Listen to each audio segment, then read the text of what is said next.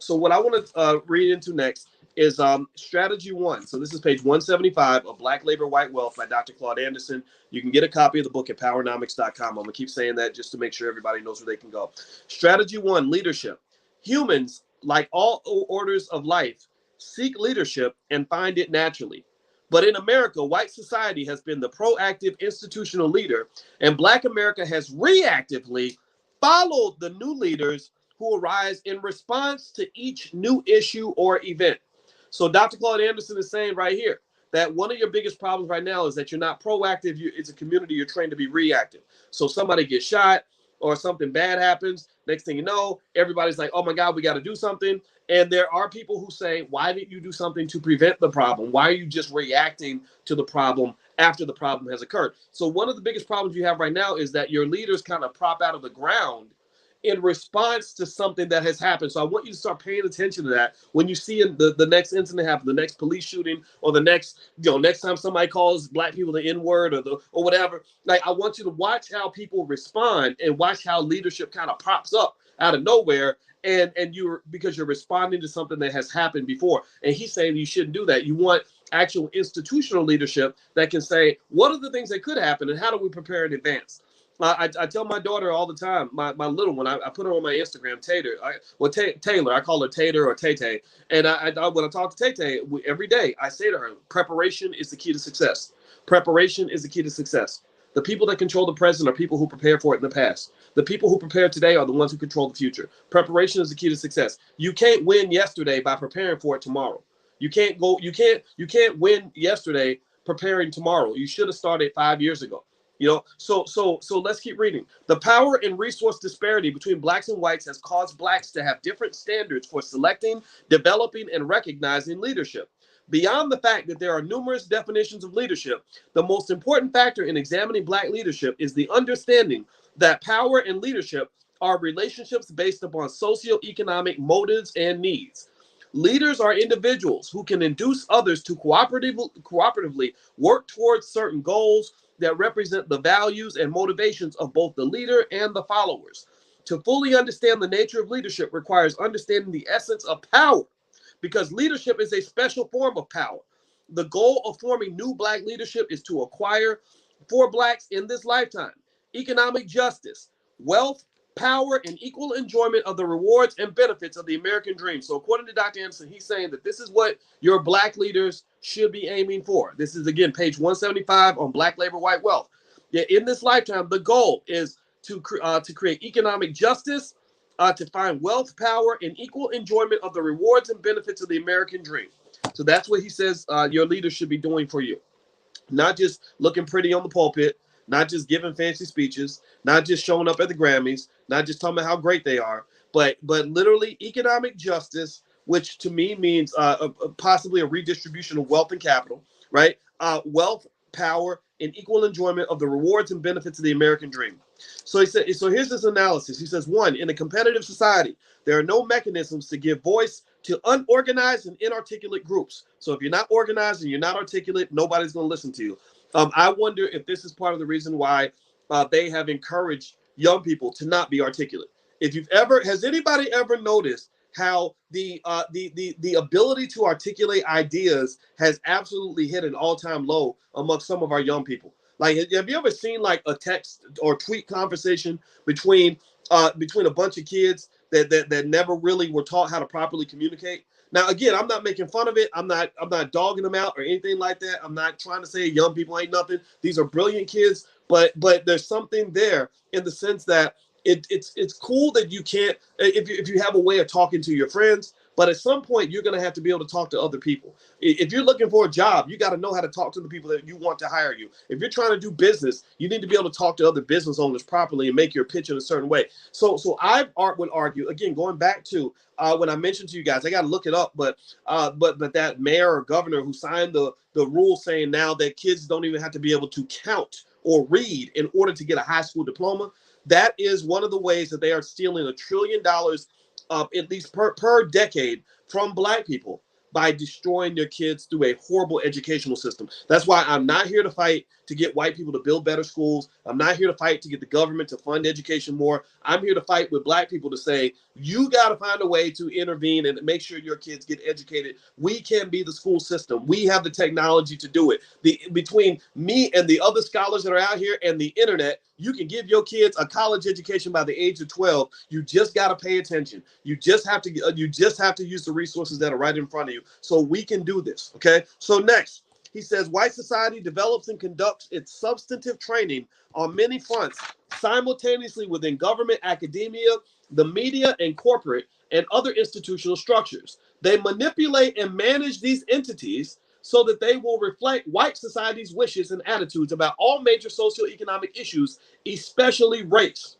Blacks have limited access to and control of established institutions. But so when I was at Syracuse University, I remember pointing out to the university, I said, you have a bunch of black professors that are over in the Africana Studies department.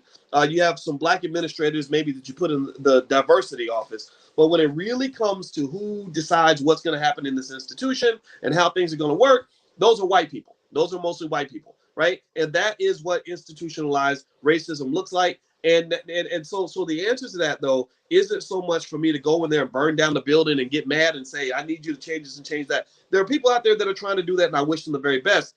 I think that it means also us establishing what it means to realize that you ain't white, right? To realize you're not white. So that means that because you're not white, your community has a different set of needs than the white community needs, right? The white community has hundreds, maybe thousands of universities that were established by people 200 or 300 years ago. They can just go to college, get a job, and just fit right into the system. Everything works out fine for them. When you're black and you think you're white and you do exactly what white people do, that process doesn't work for you. So you say, well, you know what? I don't have to be a leader. I don't have to create anything. I don't have to start a business. I don't have to do none of that. I can just go to school and then go get a job, just like Missy and Bobby and Sally and Joe, the white people in my class, and I can do just fine. Well, then what happens is you find out that you end up becoming part of what they call the angry black middle class. The angry black middle class, many of you are in this room right now, are basically people who did everything right. You didn't go to jail. You didn't kill nobody. You didn't do nothing stupid. You did everything you were supposed to do. You didn't go out and get hooked on crack. You studied every day. You made good choices. You got your education, and then you find out that you're still gonna be treated differently because you're black, right? You get that fancy job, maybe if you're lucky, and then you get there and you're like, my God, like there's 80 people in my department and I'm the only black one, right? That's terrible for me. Right? It's that forced assimilation. And some people can navigate that. And if you can, I'm very happy for you.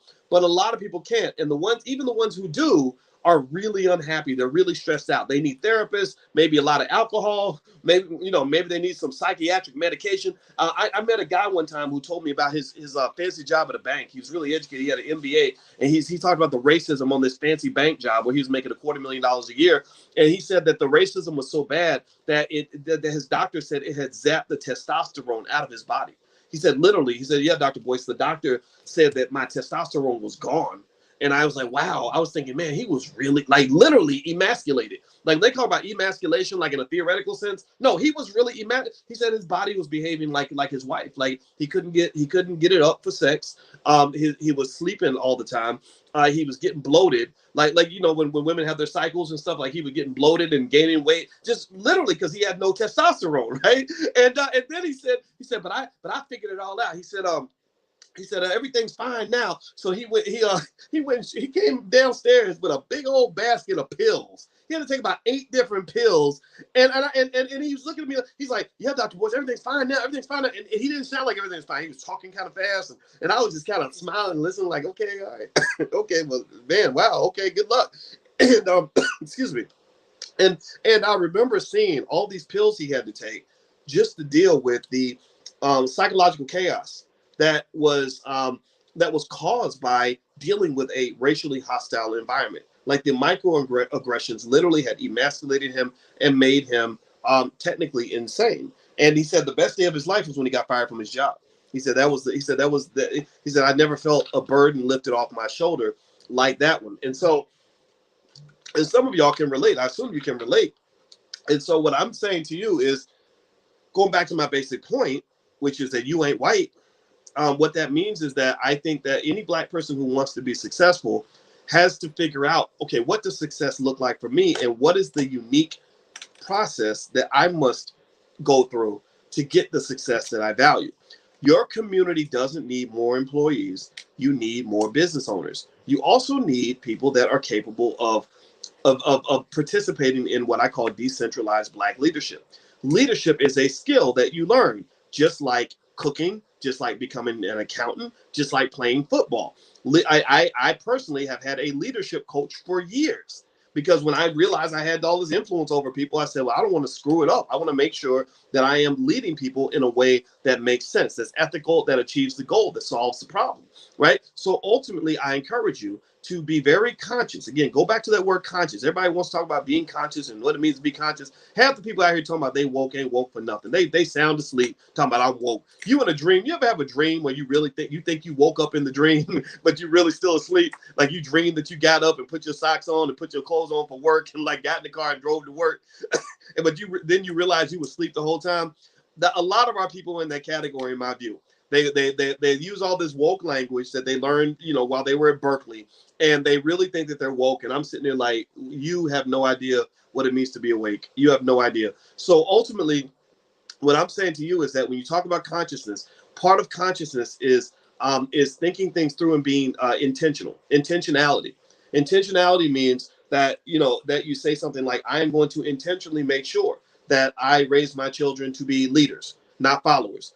Because if they can't lead, then what's going to happen is they're going to get led down a ditch by one of these other toxic young black men out here that's been trained to be a drug addicted rapper, right? Or get into nonsense, right? If they can't lead, they're going to be led by people who are stupid, bold and stupid. You got a lot of bold people that are literally going straight to hell in the handbasket, leading all their friends down the wrong way. A lot of y'all know friends like that. Some of y'all probably got friends in jail who might say, he's 35 years old, he's been in prison for the last 15 years, and he says, yeah, one night I was with my friends, and so I didn't know they was going to go rob the liquor store. Next thing you know, the judge gave you 20 years, just like everybody else, right? So the ability to lead is not just an important skill to have and a valuable skill to have.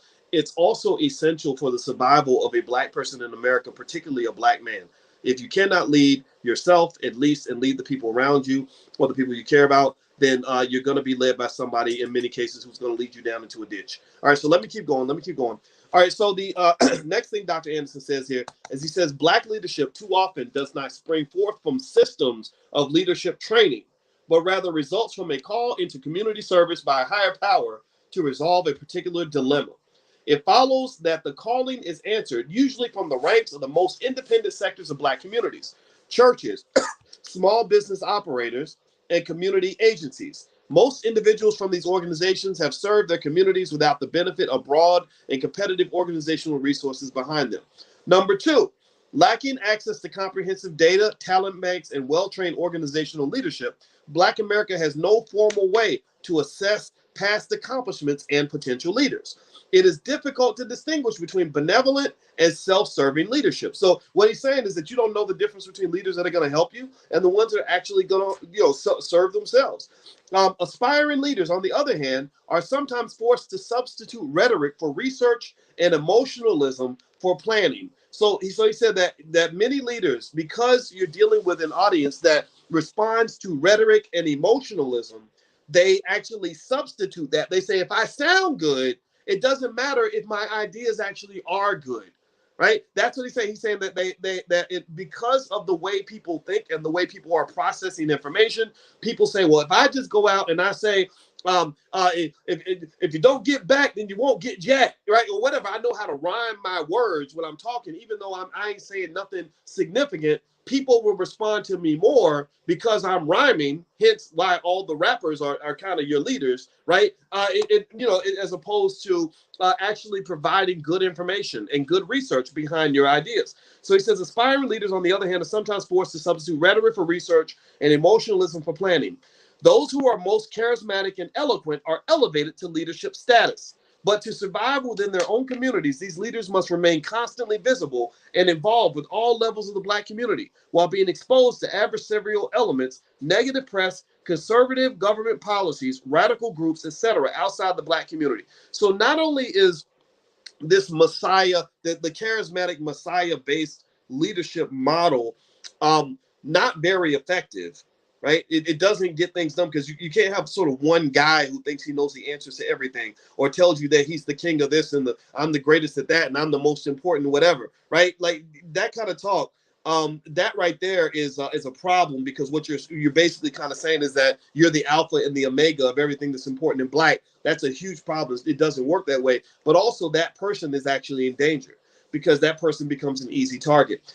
In China, they have that saying that the fattest pig always gets slaughtered. So when you are thrust out there as like, I'm the new Martin Luther King, I'm the new Marcus Garvey, I'm the new Malcolm X, well, then what they do is they target and they'll discredit that one person. So effectively, leadership needs to be decentralized. It needs to be something where you've got lots and lots of leaders. It needs to be institutionalized where there's some sort of formal structure and process. There has to be substance to go with the flash because you have a lot of fast talking Negroes out here. Like being able to talk fast and sound good, it really gets over on a lot of people. And if your ideas don't have substance or there's no action behind them, then you're not really getting anywhere. So let's keep going. So number 3, many Blacks who are capable of leadership lack the tools of leadership, which is access to power, media, and money. We talked about that earlier. I mentioned to you guys that I said, well, when I first started doing any of this, I said, I got to find a way to get some money and I got to find a way to get some media. And we had to create media through social media, right? Blacks who accept the mantle of leadership often fail to significantly change the conditions of Black America because they are reactive rather than proactive. So instead of reacting to things, how about you make a plan? What is your plan? You know what? If you're talking about having power and freedom and all these other things that we talk about, what is your power plan? Can you name the power plan? I tell my daughters, I say, look, if you want to know what a man's all about, ask him what his plan is. And if it takes him more than 30 seconds to get into it, that ain't the man for you. He's not going to succeed most likely because if most successful people, most powerful people don't get there without a plan. What is your plan? What is your strategy? What is your lifestyle? What are your values that you're committed to that are going to help you to achieve whatever it is you're trying to achieve? So he says reactive rather than proactive, single issue or event oriented, and weak on long-term planning. So you ever heard that old saying that says great minds talk about ideas, average minds talk about events, and small minds talk about people? Well, I agree with that in the sense that a lot of times when you're talking about what's going on in the Black community, you'll hear people say, well, yeah, when George Floyd got killed, right? Or when Breonna Taylor got killed, right? Which is, those are terrible incidents, but those are events. Those are individual one-off events. Breonna Taylor's family got $10-12 million, or whatever she got in the settlement. They're going to be fine. They're going to be good, right? George Floyd's family, I'm sure that if they haven't gotten their money yet, they're going to get it, right? But the question I would ask you is, with all the screaming and hollering and yelling and jumping up and down over George Floyd and Breonna Taylor, what changed? I mean, what really changed on a systematic level for Black people everywhere? Nothing. Absolutely nothing.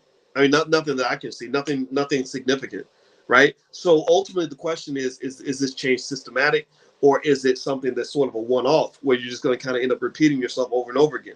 So the next, number 4, he says, the dream of Black-white integration caused many Blacks to abandon their interest in maintaining a strong sense of community or to know, trust, and be responsible for their neighbors' well-being. Many in the Black middle class have joined in the tail end of white flight to the suburbs and have failed to reconnect with their old communities. They failed to connect with their culture and racial realities. Responding to the integration process, Black civil rights leaders have sought to accommodate and access institutionalized white wealth and power rather than to seek to establish their own. So here's where I'm going to go with this. And by the way, we're on page 177 of Black Labor, White Wealth. You can get a copy at Powernomics.com. So that I want to make sure everybody knows that. All right. So here's the deal. I think about things like Colin Kaepernick and the whole NFL thing. And I just don't understand. It's beyond me. Why none of these celebrities have been pulled together to create a sports league. I just don't understand. I would need them to kind of explain to me. The only thing I can think of is that it could come from perhaps a lack of confidence. Maybe they don't believe they can do what white people do, um, or maybe they are concerned about the money, right? Like the payoff, the financial payoff for me right now is not that big for me to start something new. I'd rather tag along with whatever the NFL owns and get a piece of that, or whatever Nike owns and get a piece of that. And what I really think people should understand is that Nike and the NFL and all these institutions that you love so much that you're trying to beg for a seat at the table with, they all had a beginning. They all had somebody that was willing to endure very humble beginnings to create that mighty empire. When I went to visit the Nike campus. It's a beautiful campus. I knew the former president of the Air Jordan brand. His name was Larry Miller. He's a very good man. And Larry invited me and my wife to come up to the Nike campus, and we went into the Michael Jordan building, which is where his office was. And I sat with him for a long time, and they gave us a great big tour of the entire Nike campus. And on this tour, I remember seeing this room where they told the history of Nike, and they showed how Phil Knight and his homeboys got together and decided to create a little crappy little sneaker company where they were literally making track spikes with a waffle iron. They were literally doing something. I remember it was something weird with a waffle iron in the back of his raggedy ass van that he was using to make track shoes. That's the origin of Nike. That is an incredibly raggedy origin. Most of y'all got businesses that have businesses in here, don't have businesses that are as raggedy as that. Whatever you got, you're probably not as raggedy as Phil Knight was when he started Nike out of nothing. So what I'm sitting there trying to say to you is that if Phil Knight can start that raggedy business where he's making track spikes or track shoes with a waffle iron, then why in the hell do we have these multi-million-dollar, even billion-dollar athletes and entertainers who still somehow swear they can't start a sports league? Phil Knight started off with making track shoes in the back of his van with a waffle iron, and that company's now worth $250 billion. The NFL has dozens of franchises that are worth hundreds of millions, if not $1 billion each. I don't know what the average value of an NFL franchise is, but the Chicago Bears were purchased for like $500 or something like that. Let me see here. I'm really curious about this now. Let me look this up. The value of NFL franchises in order. Let's see. The Dallas Cowboys are worth $6.5 billion. The New England Patriots are worth $5 billion. The crappy New York Giants, who can barely win a football game, are worth $4.8 billion. The Los Angeles Rams are worth $4.8 billion. Do I need to continue, or is that enough information? Does that give you enough insight into how much wealth is being lost because you don't have the leadership that will sit down and simply make a plan to create something new? Tagging along behind the white man like you are somehow his little brother or his little sister is literally about the most pathetic thing that we can do. That is literally the exact opposite of black excellence and black pride and black power. So let's keep going. This is interesting.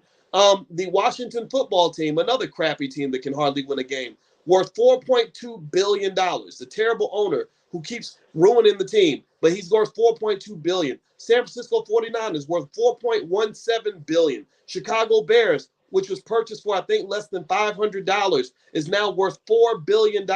New York Jets, another crappy team that can't win a game, worth $4 billion. The Philadelphia Eagles, and they're mediocre butts. They're not that good. You know the Eagles ain't that good. $3.8 billion. The Denver Broncos, another mediocre team, $3.75 billion. I could keep going. In fact, did y'all know the lowest value team in the NFL is the Buffalo Bills, and they're worth $2.27 billion.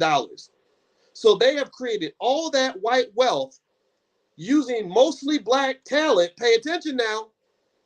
And they did it when they started the league selling the franchises for like $200. Do y'all understand what I'm saying when I tell you that it baffles me that we've never had a consortium of athletes get together and entertainers and get together and just say, let's create our own league. I do not understand that, right? And and really some of that kind of falls on all of us, right? It's not just on them, but again, if you're making albums about how much money you have, then clearly you must not have that much money. You must not have any power. You must not have any brains or any vision, because if you're really worth all that money, if you're really shining that hard and you're really doing that well, then there should be at least 4 or 5 significant institutions that are employing hundreds, if not thousands, of Black people that are coming out of your nest. What are you giving birth to? What are you manifesting, Black man and Black woman? The Black woman gave birth to the universe, damn near. What are you manifesting? The Black man, your manhood is the ability to manifest, like the God that you're supposed to be. What are you manifesting? Why are you babysitting another man's vision? You're supposed to be a man, but you are literally the nanny for somebody else's vision. I could give a damn less about the NFL. Seriously, who cares? Let me stop. I think I made my point. You know, and one day I want to just go through the history of the NFL and how laughable it is, where you literally had a bunch of white folks who had like literally less money than most of the people who are listening to this podcast right now, who literally just said, let's create a league. We're going to see where this goes. Let's plant some seeds and let them grow. Now they have 28 franchises that are worth at least $2.27 billion a piece. That's I don't know if that's $1 trillion in wealth, but it's probably somewhere close. Let me keep going. Next, page 176, Black Labor, White Wealth by Dr. Claud Anderson. You can get a copy at Powernomics.com. He says also, after nearly 400 years, Blacks have still not developed a comprehensive national public policy or master plan. That's not totally true anymore, because you do have the Powernomics plan. Even Ice Cube and his team did a great job with the contract with Black America. Everybody should read that. It's an excellent plan. He consulted with a lot of great scholars and did a wonderful job with that. I have laid out the plan. I've laid out very basic ideas. I've laid out the KID model, how to turn your child into a millionaire, knowledge, investment, discipline. We've got plans on everything from the Black Core of 3. Black people should educate our own children, create our own jobs, support Black businesses. Every Black child in America should know how to start a business by the age of 12. Every Black child should own shares of stock before the age of 6. Right? Every Black child should understand the importance of owning property and not being a renter and becoming an owner of property, since real estate is one of the most valuable assets in the country. So there are plans out here. We just have to make sure that we understand what those plans are. He says, nor have they coordinated efforts between Black communities and organizations to move Black America forward toward self-sufficiency and empowerment. Number 4, the dream of Black-white integration caused many Blacks to abandon their interest in maintaining a strong sense of community, or to know, trust, or be responsible for their neighbors' well-being. I remember when I used to talk about the accountability that hip-hop artists have to the Black community, I had so many people telling me that they owed nothing to Black people.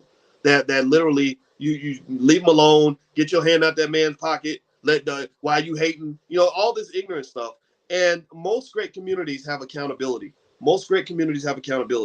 Many in the Black middle class have joined in the tail end of white flight to the suburbs and have failed to reconnect to their old community's culture and racial realities. Okay, I think I read some of that earlier, so let me jump forward. Next, number 5, Black communities tend to seek out one leader or messiah at a time. Most often, such an individual is the most visible person rather than the most able or committed. I have seen a lot of these visible people. I've seen a lot of the celebrities that people look up to. I really want you to understand where your real leaders are. The real leaders in the community are those fathers who are sitting their children down and teaching them Powernomics. The real leaders in the community are the mothers who are giving birth to these babies and raising them, because the mother is the first teacher. The real leaders in your community is that teacher who spends their own money to get school supplies for the kids at the school because she loves them so much, right? The real leaders in your community are the people who are really out here taking a stand, buying Black, investing Black, making moves, breaking generational curses, protecting the youth, loving kids that are not their own. Those are the leaders in the community. If you fit any of those categories, if you are doing any of those things, then you are a Black leader, if you ask me. You are leading through example, and I encourage you to continue to do that. People on TV ain't worth a damn. Most of them, about 95% of them, ain't really doing nothing in terms of moving Black people forward.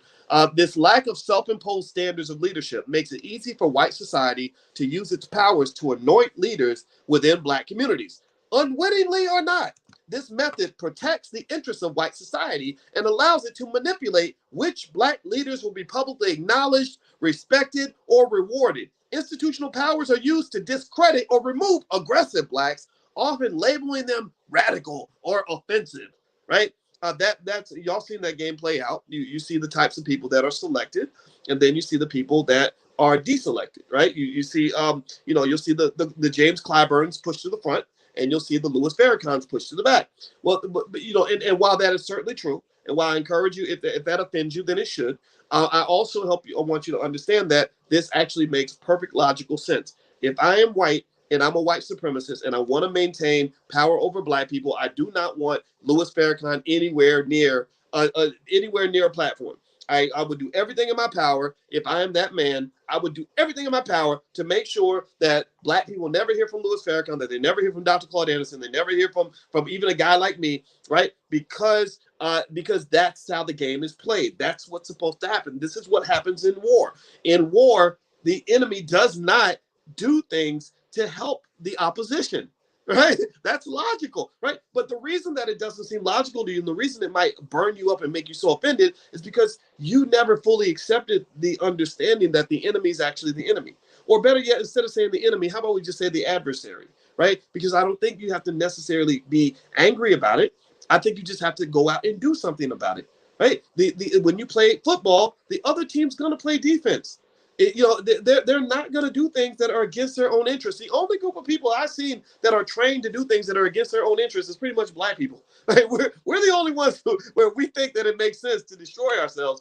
But everyone else kind of understands. They're kind of on code to say, hey, these Black people, if we give them too much power, bad things will happen.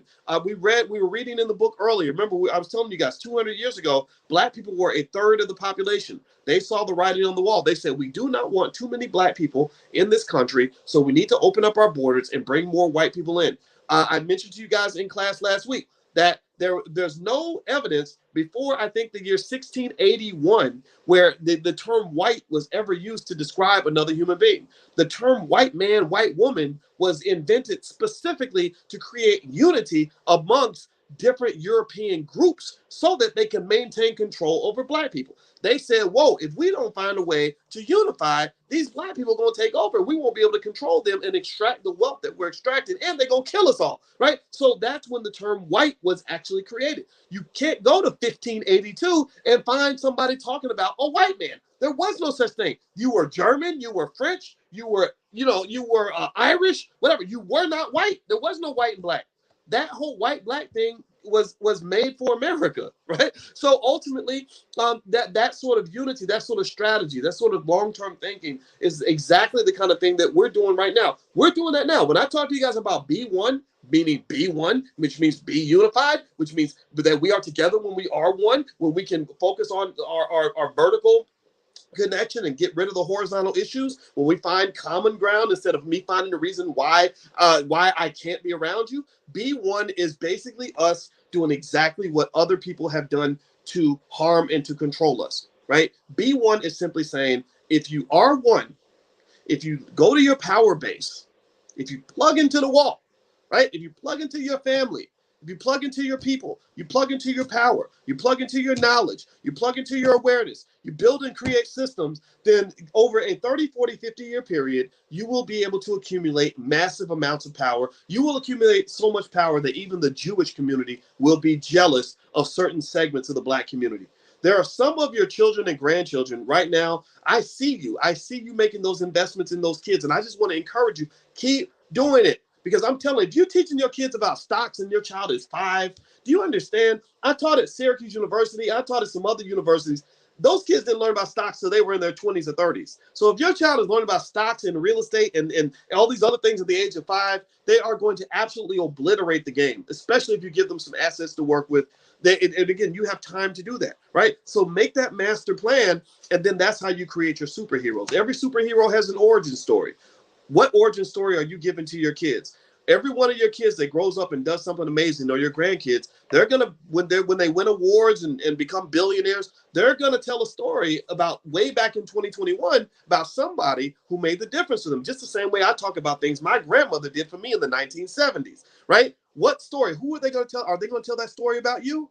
Well, if you want that to happen, then this is your time. This is your moment. This is your opportunity to leave that mark so that when you're long gone and dead, they're going to tell stories about how the little things you did back in 2021 allowed them to become a billionaire in the year 2060.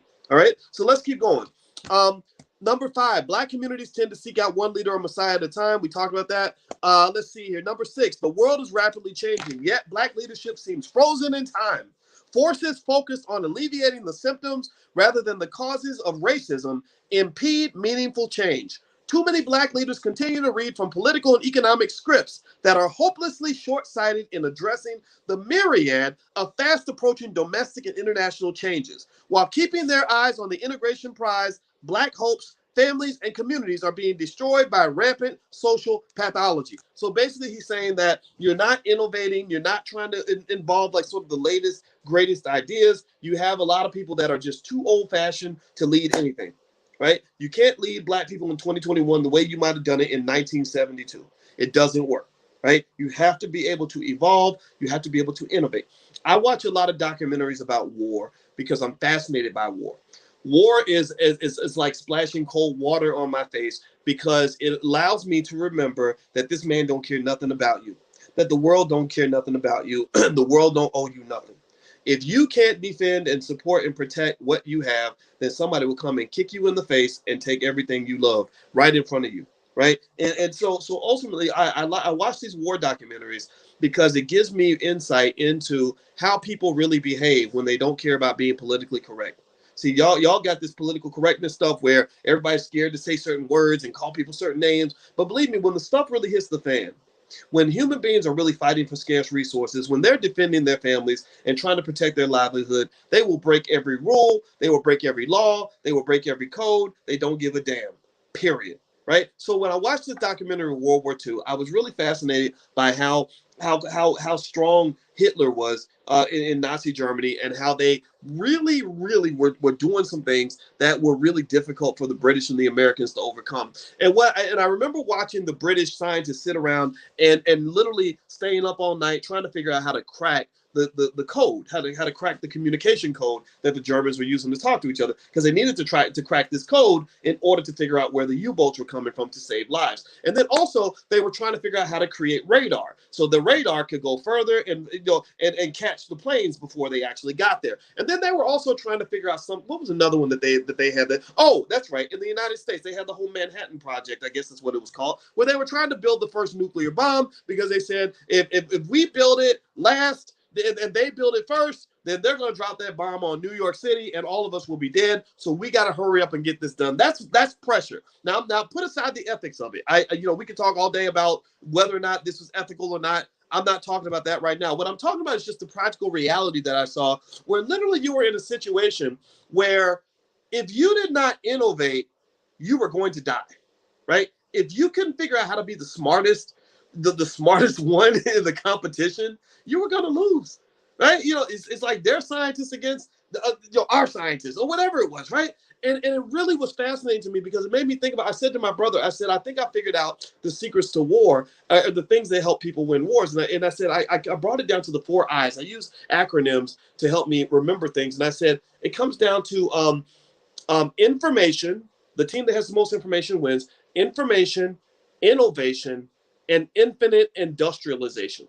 Now, what does that mean? Information means that if you're a reader, then you're going to be ahead of people who don't read. When they talk about the best way to keep things from Black people is to put it in a book, well, that don't apply to y'all. It better not apply to your kids, because I'm telling you that if you have less information than the other person, your child sits down with somebody else's child to have a business negotiation or to negotiate the property values in a gentrified neighborhood or whatever it is, your child's going to lose because they don't have information. The team that has the most information tends to win. So the ability to consistently consume information should be absolutely something that we do in a maniacal fashion. That's how you build successful Black kids. Innovation comes into play where you're simply learning how to do things smarter and more efficiently than the competition. So people who innovate tend to do well. If you look at Silicon Valley, the people that are making the trillions of dollars are the people that are able to innovate and come up with things faster than everybody else. So in war, it was kind of like innovation on steroids, because they literally said, if we don't innovate, if we don't figure out how to create better radar systems, or figure out how to decode the language, or figure out how to build a better bomb, then we're literally going to die. That's a lot of pressure, right? So that innovation is critical. It literally made the difference in life and death. The infinite industrialization comes into play in this way. And I've talked to you guys about this, and this links directly to white supremacy. The white man's magic superpower, in my view, is that in America, they have the greatest industrial machine in history. Like they're able to mass produce so much. So we have more guns in the United States than we actually have human beings. Did y'all know that? Like literally, like the industrial capacity of the United States is absolutely phenomenal, and I'm extremely impressed by that, right? And so to some extent, when you're talking about systematic racism, you're talking about the systems that mass produce whatever they want to see in the world. If they're mass producing jabs that they want you to take to deal with a virus, they can do that. If they're mass producing weapons, they can do that. In World War II, they had to mass produce ships and boats or ships and tanks and airplanes, right, in order to fight the Germans. So this ability to mass produce in a systematic fashion, which requires extensive systems and processes and delegation, allows you to kind of position yourself in a way that's makes you stronger and greater than somebody who's just kind of doing things in a very one-off kind of fashion, right? If you think about a football team that has a great system where everybody knows their job and everybody does their job well, and you got 80 players that are all on the same page, that are all on code, that are all good at what they do, that are all specialized in their specific talent, that team will defeat any super athlete any day of the week. Like you can have one great athlete against a whole football team. There's no way one great athlete can beat an entire team. It's not possible, right? So part of the reason that you lose in the white supremacy game, follow me on this. This is something I've thought about extensively, is that you will pin one super Negro, right? One black messiah against a whole goddamn army of people that are committed to staying on code with a white supremacist system, right? Literally, some of us have been led to falsely believe that one super Negro, one great black leader, can take on the entire army of systematic white supremacy. They can take on this army of institutions and resources that they perfectly positioned in order to defend and to protect their power. That's just not going to work. That's just not going to work. So in order for you to compete in this world, in order for black people to compete, we must have a different way of kind of thinking about things. And so here's one thing I would say. We got to get on code, right? We have to find a way to be on code on some level. We ain't got to be on code on everything. We ain't got to agree on everything. You could be a Democrat, somebody else is a Republican, whatever. I try to let things go. Like I think I saw Dr. Fauci said that you shouldn't invite your relatives over to the house if they haven't gotten the vax or whatever for Christmas. I ain't doing that, man. If you my relative, if you my cousin, you my cousin, period. I'm not going to uninvite you because you didn't get a jab. Whatever. We take care of our immune systems in our house, right? That's just what it is, right? Maybe it's not the best decision, but that's the one I'm going to make. So I'm not going to fight with you over something that I don't have to fight with you over. Instead, I would like to be on code with some very basic things. So a few basic things that most of us can agree on is black people need wealth. Black people should own assets. Black people should be investors. Black people should be producers. Black people should be job creators. Black people should produce leaders. Black people need to create institutions that are going to represent our interests. If you're doing that, then what's happening is you're able to do things in a more systematic way that allows you to compete in a world where teams and systems tend to accumulate the most power. Like you're living in a neighborhood it's almost like living in a neighborhood that's heavily gang affiliated. You got the Crips over here, the Bloods over here, MS-13s over there, the Gangster Disciples over there. Well, you better form a gang. It may be your gang can be the anti-gang, but if you try to fight all that by yourself, then you become a target of everybody. Everybody's going to try to exploit you. Everybody's going to try to kill you. Everybody's going to try to harm you because you don't have a home base. So for black people, I believe that the development of a home base, regaining control of our educational process, meaning that we are the school system. We are the ones who are educating our kids. We are the greatest influence on our children. That's one of the solutions that I believe can actually work for our community. All right, so let's keep going. And you got to start listening to your experts. You got so many smart black people that are therapists, and Lord knows we all need therapists. My God, you can't have healthy relationships if you don't have a healthy relationship with yourself. That self-hatred causes us to cut people off and cuss people out and snap on people and for no reason, and all that's very, very bad for forming coalitions. So everybody needs some therapy, but you've also got experts in every single walk of life that can help you to get to where you need to get to. So let me keep going. Let me keep reading here. I'm gonna read a little bit more, and then tonight, me and my wife are actually going to work out, so I gotta go do that pretty soon. But let's see. Number 7. Oh, he says blacks witness the steady decline in the quality of their lives in cohort that things have got to get better. They exhort that things have got to get better. They borrow from the conservative white agenda and blame the problems on the symptoms and the victims rather than the systematic causes. Too many black leaders have the heart and commitment, but lack the vision and power. Number 7, tomorrow's pluralistic and increasingly competitive society will demand black leadership that will neither grow old nor be bought off or assassinated. Pay attention now. Did y'all catch that? You need leadership that does not grow old. You need leadership that cannot be bought. You need leadership that cannot be assassinated. It's hard to assassinate an institution. They did. Now, they did kind of do it a little bit with Acorns. Remember, Acorns, though, their big mistake was they were too heavily reliant on government funding. That, to me, was the reason Acorns ended up getting their butts kicked unfairly, by the way. I thought what they did to Acorns was terrible. You should look it up if you're ever curious about it. But in general, think about how many times we've had black leaders who either grew old and tried to stay young forever, but they eventually grew old and died, or they were paid off with a bucket of chicken, and next thing you know, they're talking crazy, and you don't know why, or they were assassinated and just gone, like disappeared. Martin Luther King, Malcolm X, etc. Even to some extent, you might even throw a Tupac in there, right? Because Tupac was becoming something special before he died, and I think he would have grown into a great black man at some point. The national public policy on the use of blacks by design has kept blacks leaderless and weak in their pursuit of power and wealth. New black leadership must be just as devoted to achieving self-sustaining black communities within 10 years or less. Achieving this goal requires black leaders with visions, not dreams. The mind's eye of the new black leadership must be wide open. So you have to have a vision, not a dream. Dreams don't do a whole lot. The vision is something that you can actually build. So recommendations, he says, number 1, unlike a dream, the mechanisms of self-empowerment will not materialize on their own accord.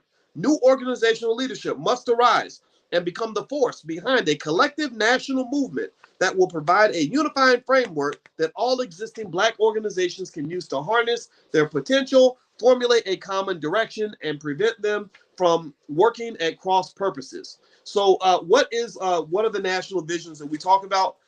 There's two. There's two that come from the Black Business School. One is the Black Core of 3. The Black Core of 3 is our number 1 core value, which is designed to be very simple, something you can remember, but something that would move the needle for black people hugely if most of us apply this. 1, black people must educate our own children so that the children are not poisoned by the public school system. Number 2, black people must create our own jobs so that we're not forced to serve other people in order to pay our bills. Lastly, black people must support black-owned businesses so that those businesses can grow and provide the resources that we need in order for us to be successful. Though that's the Black Core 3. The other unifying vision is the B1 philosophy. B1 means that we understand we must be one to be successful. B1 means that we make ourselves number 1 on our own priority list. B1 means that we prepare our kids for the future. We give them everything they need to be successful, starting with here are the 7 things that a kid needs to be able to do anything he wants in life. 1, the ability to read and consume information. The more he reads, if he's reading every day, he'll always be the smartest one because he's always taking in information.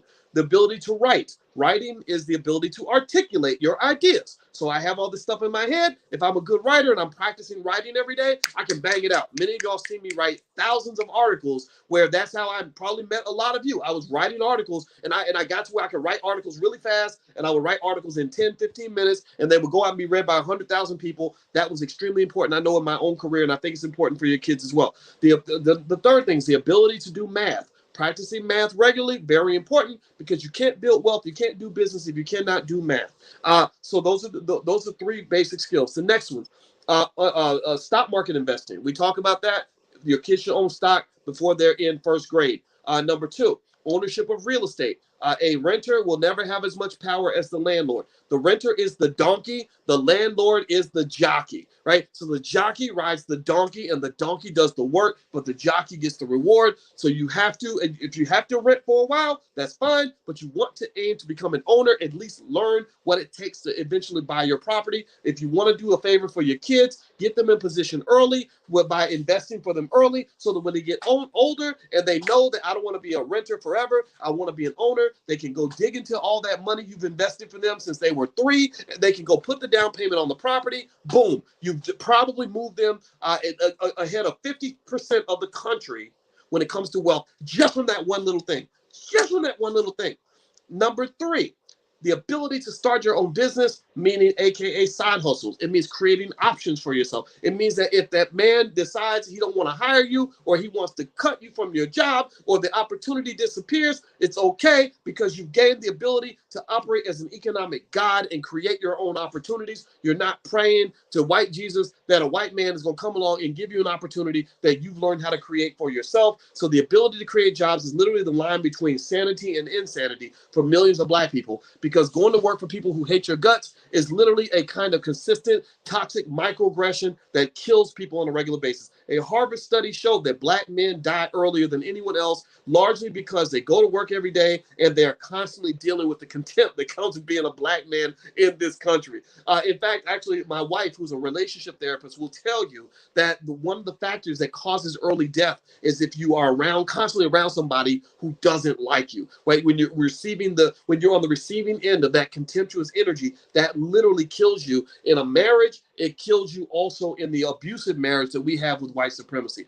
And then the next 2 things I would throw in there. So we mentioned the first 6 things. Next 2 things. 1, critical thinking skill. So critical thinking skill means that they can process information in a way where they're not just going to follow. They're going to actually look at it and make a decision for themselves as to whether or not that information is relevant for them or how they want to process that information. Critical thinking skills very important. That's how you teach your kids to play chess instead of checkers. That uses a part of the brain they call the prefrontal cortex. The prefrontal cortex is the part of your brain that separates you from an animal. The prefrontal cortex is the part of your brain that you use to engage in higher level thinking, like the ability to play chess or the ability to make a long-term plan, right? And what happens actually, pay attention now, Black people consume more media than anyone else. Why is that a problem? Well, it's a problem because studies show, from what I understand, I'm not a psychologist, but I'm telling you a little bit about what I've read because I read a lot of stuff, is that watching TV reduces the ability of your prefrontal cortex. Did y'all know that? That literally your ability to generate your own thoughts and ideas is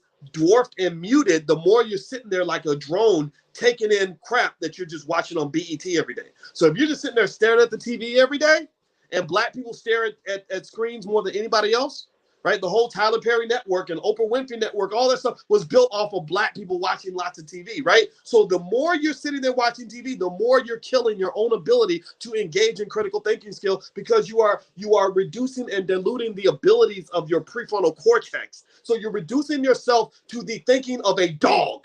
Right? A dog does not make long-term plans. A dog lives in the moment. Look at how often our society promotes instant gratification. If you look good, you got to go hit it. If it tastes good, you got to go eat it. Well, I didn't want to get the jab, but I just got it because, I just wanted to be comfortable. I wanted to go to the movies that day, so I just went ahead and got it, right? I'm not dogging. I'm not making fun of you if you got it. I'm just telling you that's the kind of that short-sighted thinking where you're not thinking about the long-term implications of your choices. That right there is the strategic blunder that ruins the lives of 80 or 90% of the people I know who have horrible lives. Most of the people I know who have terrible lives, I want you to go up to somebody you know who has a terrible life.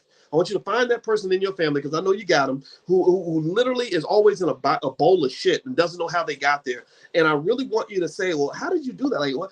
Well, it seems to me that you kind of sometimes self-sabotage. You always end up in these bad situations, and you got 8 girls pregnant with and now you can't pay the child support. That doesn't seem like it was a good move for you. Like, how do you feel about that? And you know what they'll say a lot of times, if they have self-awareness, they'll kind of do like Mike Tyson does. They'll be like, yeah, you're right. You're right. Yeah, you're right. I shouldn't have done that. Yeah, you're right. Right? You know what I'm talking about? Like Mike Tyson does that. That's why I love Mike Tyson interviews. Like, he literally, back when he used to get on cocaine and go and crash into a wall or punch somebody in the face or beat up on his wife, he would go back and be really honest about the fact that he knew that what he was doing was wrong. It's just that he didn't have the discipline to be able to process how what he does today is going to impact his future. He didn't just that idea of delayed gratification, like I'm going to sacrifice by not indulging in something now because it's going to have long-term effects on me. That wasn't there for him. And a lot of that does come from your prefrontal cortex because dogs don't do that. If you give a dog a week's worth of food, the dog is not going to eat a little bit every day to save the food for the whole week. The dog is going to eat all the food today in an impulsive fashion. Thank you. I should keep it. That's a great term. He's going to eat it all today and he's going to starve for the next 6 days, right? So a lot of people that you know in your own life live like that. They live for the moment, right? Because instant gratification is encouraged in the society, especially amongst young people. I heard Yo Gotti in a song. He said, "We gonna ball today, F tomorrow." And I said, so you gonna ball today and you don't care nothing about tomorrow? Like tomorrow does not matter to you? Well, that's not a very good strategy for success, because most successful people are the people who prepare to be successful. The number one phrase, if I go and bring any of my kids in this room and I say, what is the number one phrase that you get tired of hearing me say every single day in this house? They would say, preparation is the key to success. And what I'm really saying to them, all I'm really doing is teaching them an investing concept. That's all investing is. That's where wealthy people and powerful people come from. All investing is delayed gratification. It's the ability to give up a little bit today so you can have more tomorrow. That's the context from which I'm speaking to you, because that literally is the number one factor that contributed to anything I've done in my life to this day that's been successful. It's that when I was 27, I knew I wasn't going to be 27 forever. So I said, I want to do certain things now so I can live good when I'm 37. And a lot of my friends weren't doing that. They just did whatever felt good. They just got into whatever situation felt right at the time. And I said, I'm not getting distracted by all that, because I want to have a great future for myself. Right? So little things like that, teaching that to your kids will give them the ability to do whatever they want in this world. This idea that somehow white people will stop you from being happy, and that racism is lurking on every corner, in your life. I don't believe that. I've never met a white man who stopped me from reading a book. I've never met a white man who told me I couldn't save my money. I've never been a white man who told me I couldn't take care of my kids. There are choices that you can make on your own, and I think that over talking about the power of white people actually is a form of white supremacy, because you're talking about them like they are these indestructible gods that you can't possibly ever compete with, and that you're somehow like a disabled child who's unable to stand up to the adults in the room. We don't do that over here. You acknowledge it and then you solve it. Period. All right. So Dr. Anderson also says, last paragraph, and then we're gonna take a break for today. He says, a new kind of Black Leadership Institute is needed to buttress the current scarcity of Black individual and organizational leadership. Blacks must establish a think tank with an intellectual infrastructure that focuses exclusively on formulating national policy blueprints for solutions to the multitude of conditions crippling Black America. This institute should be an independent, nonpartisan, tax-exempt research foundation. It should provide proactive research and promote comprehensive prescriptive strategies for achieving Black political and economic self-empowerment. It should be distinguished from other think tanks by the activism that should flow from its research and focus on those issues that are common to all Blacks, regardless of economic, social, or educational differences. All right, so what I'll say on that is that the Powernomics Institute, which is run by Dr. Claud Anderson, or it's called the Harvest Institute, which is part of the Powernomics Corporation, is a great example of that. If you appreciate the ideas of Dr. Anderson, I hope you'll go to powernomics.com and look at copies of his books and buy some for the people that you love if you already own a copy yourself. Also, the Black Business School. We're not a tax exempt organization, so we're not a 501c3 or anything like that. But literally, when we put together the Black Business School, that was the goal. So as a result, what we do is we collaborate with tons and tons of really smart Black people. Dr. Anderson is one, but there's about 30 other Black scholars and thinkers and leaders. Dr. Maurice Green, who runs the Black Doctoral Network, is a very good friend of the Black Business School. And there are lots of other people out there.